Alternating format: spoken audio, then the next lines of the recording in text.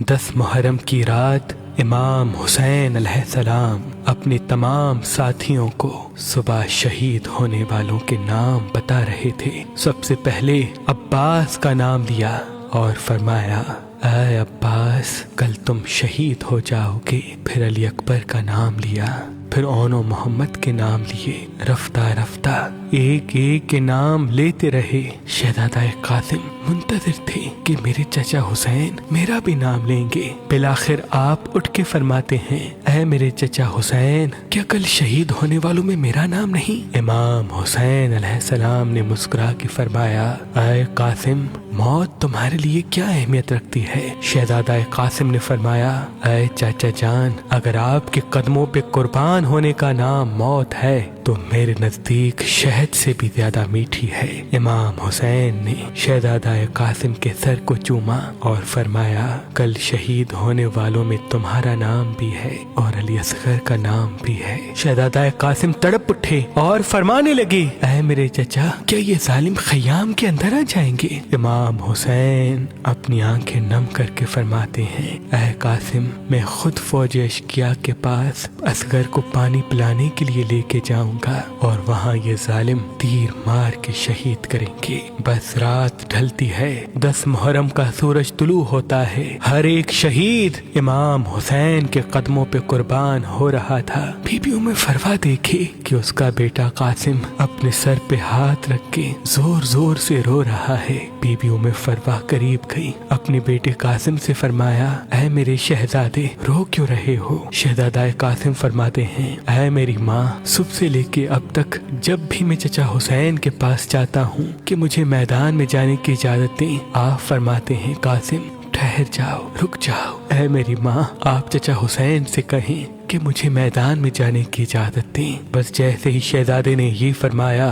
Be be ام فروا کو امام حسن کی وصیت یاد آئی۔ آپ نے کہا، اے قاسم، تمہارے بازو پہ جو تعویذ باندھا ہے اس کو کھولو، کیونکہ تمہارے بابا حسن نے فرمایا تھا کہ یہ تعویذ قاسم کے بازو پہ باندھ لو، اور ان قریب ایک وقت ایسا آئے گا جب میرا بھائی حسین غریب ہو جائے گا، تب یہ تعویذ کھول کے میرے بھائی کو دینا اور یہ کہنا کہ میری طرف سے قاسم کی قربانی قبول کرے۔ بس جیسے ہی شہزادہ قاسم نے تعویذ کھولا، اس میں امام حسن کی وصیت تھی، اس کو پڑھا اور دوڑتے ہوئے اپنے چچا حسین کے پاس آیا اور فرمایا، اے میرے چچا حسین، میرے بابا نے آپ کے لیے کچھ لکھا ہے۔ امام حسین نے اپنے بھائی کے تعویذ کو آنکھوں پہ رکھا، چوما اور پڑھا۔ اس میں تحریر تھا، اے میرے بھائی حسین، میں نے بچپن میں سنا تھا کہ ہماری ماں وقت آخر ہمارے بابا علی سے فرما رہی تھی کہ میں نے اللہ کے رسول سے سنا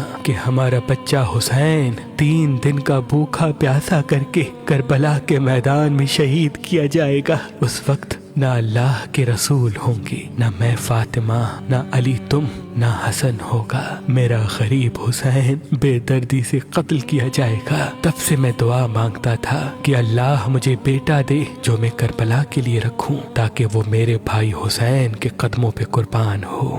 اے حسین، آج قاسم کو میری طرف سے اپنے قدموں پہ قربان ہونے کی اجازت دو۔ امام حسین رو کے تعویذ کو چومتے ہیں اور شہزادہ قاسم کے سر کو چومتے ہیں اور فرماتے ہیں، اے قاسم، جا، اللہ کی راہ میں قربان ہو جا۔ پھر آپ فرماتے ہیں، اے میرے بچے، آج ذرا میں تجھے پہناؤں گا۔ تاریخ نے لکھا، ایک ایک ذرا امام حسین اپنے شہزادے قاسم کو پہناتے رہے، لیکن کوئی بھی ذرا شہزادہ قاسم کے جسم پہ پوری نہ اتری۔ بالآخر شہزادے نے فرمایا، اے میرے چچا، مجھے بغیر ذرا کے میدان میں بھیجیں، شاید اللہ کی مرضی یہ ہے۔ بس اللہ اکبر کہہ کے حسن کا لال میدان میں آیا۔ شیر کی طرح فرماتے ہیں، اے فوج اشقیا، میں علی کا پوتا ہوں، عباس کا بھتیجا، حسن کا بیٹا، اگر کوئی ہے تو میرے مد مقابلہ ہے۔ عمر بن سعد، شمر اور دوسرے بہادر زور زور سے ہنسنے لگے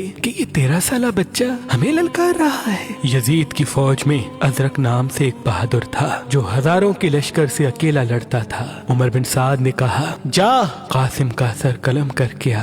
وہ ہنس کے کہتا ہے کہ اس بچے سے میرا क्या मुकाबला, इसके लिए तो मेरा बेटा ही काफी है। तारीख ने लिखा उसका बेटा गया, शहजादा कासिम ने एक ही वार में उसको फिन्नार कर दिया। वो हैरान होकर दूसरे बेटे को भेजता है, वो भी फिन्नार हुआ। तीसरा बेटा भी फिन्नार हुआ। जब उसके सारे बेटे मारे गए, वो अजरक मैदान में आता है और जैसे ही पहला वार करता है, शहजादा कासिम ने या अली कह के एक जर्ब मारी, वो जमीन पे गिर के तड़पने लगा। उमर बिन साद ने कहा ये अली का लाल है, जाओ सब मिलके हमला करो। बस एक 13 साल का बच्चा और हजारों की फौज ने मिलके हमला किया।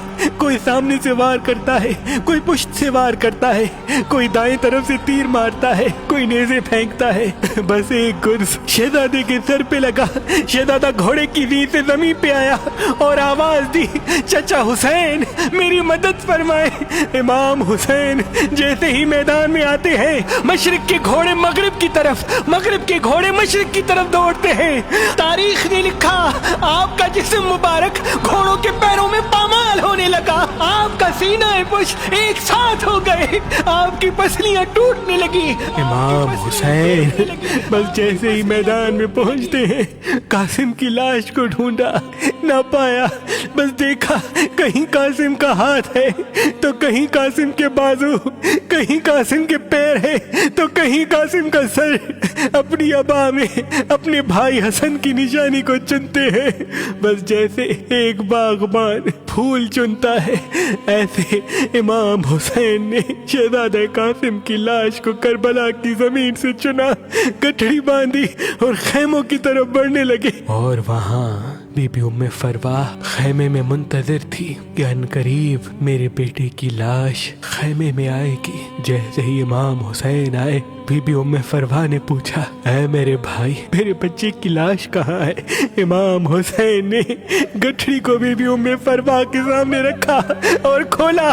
बीबी सर को पीट के कहती है, ऐ मेरे गरीब कासिम तूने अपनी माँ का हक अदा कर दिया, मुझे बीबी फातिमा के सामने सुरखरू कर दिया। बस उस लाश के टुकड़ों को बीबी हाथ लगाती है और शहजादा कासिम के जिस्म पे जो कुर्ता पहना था उसको टुकड़ों से अलग करके अपने पास रखती है। इमाम हुसैन पूछते हैं, ऐ बीबी ये क्या कर रही हैं? बीबी उम्मे फरवा रो के कहती है, ऐ हुसैन अब जब मैं मदीने जाऊंगी तो हसन की कब्र पे ये कुर्ता रखूंगी और कहूंगी कि ऐ मेरे आका हसन, आपके लाल कासिम ने किस तरह से आपकी वसीयत पे अमल किया है। सलाम हो शहजादा कासिम पर, सलाम हो बीबी उम्मे फरवा पर, सलाम हो करबला के तमाम शहीदों पर।